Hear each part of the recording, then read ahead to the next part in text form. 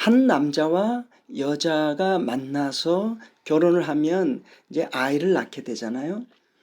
이 아이는 사람의 아이로 그들은 인식을 하죠. 사람에게서 나왔기 때문에. 그런데 이 아이를 보면서 사람이라는 생각을 못하고 다른 어떤 생명체로 생각하는 사람 하나도 없습니다. 너무나 확실하게 사람인 것을 알고 사람으로 대하죠. 그러나 이 아이는 지금 사람 구실을 하나도 못합니다. 그래도 사람 생명인 것을 알아보는 거예요. 요즘은 사람을 키우지 않고 이제 강아지를 사람처럼 키우는 경우도 있죠. 그 강아지에게 사람 옷을 입히고 사람 음식을 주고 사람 말을 가르친다고 해서 그 강아지가 사람 될 거라는 생각 아무도 안 합니다. 내 새끼 하고 키워도 사람이라고 생각하고 키우지 않습니다. 강아지 생명이기 때문에 그렇습니다. 그들은 너무나 잘 압니다. 생명체가 무슨 생명을 가졌는지를. 여기서 우리는 한 원리를 발견합니다. 이 한 생명체가 존재함에 있어서 이 두 가지의 조건이 있습니다. 첫 번째로는 태어나져야 된다는 것입니다. 어떠한 생명으로 태어나졌느냐. 두 번째는 어떻게 키워지느냐입니다. 태어나는 것도 중요하지만 키워지는 것은 더 중요합니다. 사람으로 잘 키워져야 사람의 그 가치로 세상을 살아갈 수 있습니다. 이것이 정체성입니다. 자기를 누구로 생각하느냐. 만약에 어떠한 사람에게 개자식 이렇게 얘기를 하면 발끈하죠. 왜요? 사람으로 자기를 인식하기 때문에. 또 어떤 경우는 너는 사람이긴 한데 하는 짓이 개 같구나. 이것도 못 참습니다. 나는 고귀한데, 난 사람이고, 난 사람처럼 살고 있다고 생각했는데 왜 나에게 개 같다고 하냐 이거지. 화가 납니다. 이게 정체성입니다. 그래서 사람은 스스로들이 동물들의 생명과는 완전히 구별해서 생각을 합니다. 동물성이 있지만 동물하고는 다른 존재. 이 사람들이 자기들을 생각하는 건 동물들하고는 다른 존재로 생각하기 때문에 특별하게 귀한 존재로 여깁니다. 맞습니다. 사람은 너무도 고귀하고 아름다운 존재입니다. 그런데 왜 그렇죠? 다른 동물하고 비교해서 뭐가 특별하기 때문에 특별한 존재이죠? 아무리 특별하다고 해도 죽음 앞에 섰을 때 다 더덥고 허무하고 그 허무함을 알아보면 알아볼수록 더 허무하고 더 비참한데 왜 사람은 다른 동물들하고 다르게 특별할까요? 그것은 사람은 영원히 살 수 있는 그러한 생명을 받을 수 있도록 하나님께서 기관을 만들어 놓으셨습니다. 사람에게는 이 영생이라는 부분, 이 영생이 끊어졌지만 다시 그 생명, 영원히 사는 하나님의 형상, 하나님의 영을 다시 불어넣을 수 있는 존재로 탄생이 되었기 때문에 그렇습니다. 요한복음 3장 6절에 보면요. 육으로 난 것은 육이요 영으로 난 것은 영이니 내가 네게 거듭 나야 하겠다 하는 말을 놀랍게 여기지 말라. 예, 두 번 태어날 수 있는 존재. 새롭게 새 생명으로 다시 태어날 수 있는 존재. 전에 내 인생이 어떠했든 지금 하나님 생명으로 거룩한 존재로 영원한 존재로 다시 태어날 수 있도록 하셨다라는 겁니다. 그것은 차별이 없죠. 누구에게나 다 동일하게 하나님 생명을 값없이 주어지게 되는 것이죠. 이것이 사람이 가진 독특한 생명의 비밀입니다. 이렇게 육으로 태어난 자가 하나님의 성령을 받아서 새 생명으로 새 피조물로 다시 태어나면은 그는 육의 생명이 아닌 영의 생명이고 육체에게 갇혀 있지 않은 하나님의 나라의 백성이고요. 하나님의 생명이 들어와서 나를 이루는 그러한 새 생명인 것입니다. 그래서 예수 그리스도를 영접하라는 것입니다.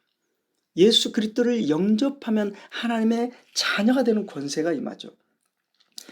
예수 그리스도를 영접한다라는 것은 생명을 받는 겁니다. 하나님의 형상이 들어오는, 이 성령이 들어오는 겁니다. 그래서 그리스도의 생명으로 다시 태어나지는 겁니다. 내 생명이 아니라 그리스도의 생명으로 다시 태어나지는 거예요. 이것을 믿는 것을 믿음이라고 합니다. 믿음이란 이렇게 놀라운 역사가 내 안에 새롭게 새 창조되었다라는 걸 받아들이는 겁니다. 신의 아들이 되었다. 영생하는 존재가 되었다. 땅에 갇혔던 육신적인 존재에서 하늘에 속한 영원한 존재가 되었다.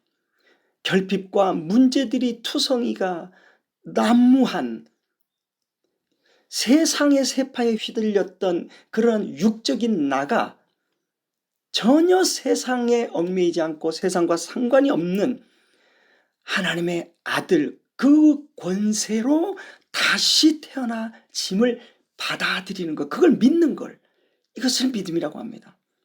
이거는 전혀 다른 존재의 시작인 것이죠. 여러분, 이 믿음이 있습니까? 그렇다면 당신은 어떤 생명입니까? 인간 생명입니까? 신의 생명입니까? 하나님 생명입니까? 문제투성이의 생명입니까? 완전한 생명입니까? 깨끗하고 거룩하고 영원한 하나님의 생명인 여러분 자신입니까? 요한복음 10장 34절 35절에 보면요, 예수께서 이르시되 너희 율법에 기록된 바 내가 너희를 신이라 하였노라 하지 아니하였느냐. 성경은 패하지 못하나니 하나님의 말씀을 받은 사람들을 신이라 하셨거든. 이렇게 말합니다. 성경이 말하고 있는 겁니다. 하나님의 말씀을 받은 자들에게 신이다, 이렇게 말을 하는 거예요. 하나님의 말씀은 씨입니다. 씨. 이 씨가 떨어지면 그 열매를 맺어요. 사람의 씨가 떨어지니까 사람이 탄생했잖아요. 사람이 탄생됐는데 그 사람을 보면서 뭐 강아지로 상상을 하고 이게 사람일까, 이런 고민이 없잖아요. 인간들의 세계로 감지해서는 안 됩니다. 믿음 자체가 하나님을 믿는 거기 때문에, 하나님의 생명이 들어온 것을 믿는 것이기 때문에 이 믿음의 세계는 완전한 거예요. 거룩하고요, 순결하고요, 점도 없고 흠도 없는 이 세계입니다. 그렇기 때문에 이 믿는 자들이 속한 곳은 천국입니다. 믿음의 세계는 영원한 세계, 하나님의 세계이거든요. 이 생명을 받았다고 하는 것은 하늘에 속한 것이고요. 그래서 우리가 죽고 나서 가는 곳을 천국으로 상상하는데, 믿음의 사람들이 속한 곳이 천국입니다. 그렇기 때문에 믿음의 사람들, 이 생명받은 사람들을 통해서 하나님의 나라가 이 땅에 펼쳐지는 거예요. 그렇기 때문에 믿음은 진정한 자유입니다. 갇히지 않죠. 사람 사는 인생이 믿음이 아니라 믿음은 신이 사는 것입니다. 왜냐하면 믿음은 그리스도의 생명으로 다시 태어난 것을 믿는 것. 그리스도가 머리요, 나는 지체, 나는 세포, 나는 그냥 가지, 그냥 붙어 있을 뿐. 그리스도가 나타나는 그리스도의 세계, 이것을 받아들이는 걸 믿음이라고 합니다. 내 생명이 아닌 하나님의 생명. 이 믿음이 믿음되어야, 정확한 그 세계의 믿음이어야 이제 죄가 무엇인지 또렷이 보입니다. 그 믿음이 아닌 것이 죄거든요. 믿음으로만 살라고 수많은 가르침들, 계명들을 주고 계시는 거예요. 사람 생명들이 지켜야 될 계명이 아닙니다. 믿음이 가야 할 길입니다. 그러니 이 사람 생명들은 늘 그 부분이 힘겹고 부담도 되곤 하죠. 사람이 정복이 되지 않기 때문에, 육체가 정복이 되지 않기 때문에. 그래서 믿음은 믿음만 붙잡습니다. 믿음만 붙잡아야 육체를 정복해 갈 방향이 생기고 목표가 생깁니다. 그런데 믿음이 사람 생명하고 믹스돼 버리면은 그 기준이 사람 기준으로 바뀌어 버립니다. 왜 우리가 계명을 지켜야 하는지, 왜 거룩과 순결로 존재해야 하는지 믿음 때문입니다. 그리고 믿음, 그 그리스도가 그 길을 가시는 겁니다. 그것을 우리는 인정하는 것을 순종이라고 합니다. 순종, 그 안에서 그분이 행하시는 대로만 살아가고자 하는 이 생명, 이 생명으로 하루하루 주님 안에서 살아가는 것, 그것이 믿음 생활입니다. 여러분의 정체성은 무엇입니까? 동물입니까? 사람입니까? 신의 아들입니까? 하나님의 생명입니까? 이 정체성, 나는 누구인가? 나는 왜 살고 있는가? 누구로 살아가야 하는가? 믿음은 그것에 대한 대답을 줄 것입니다.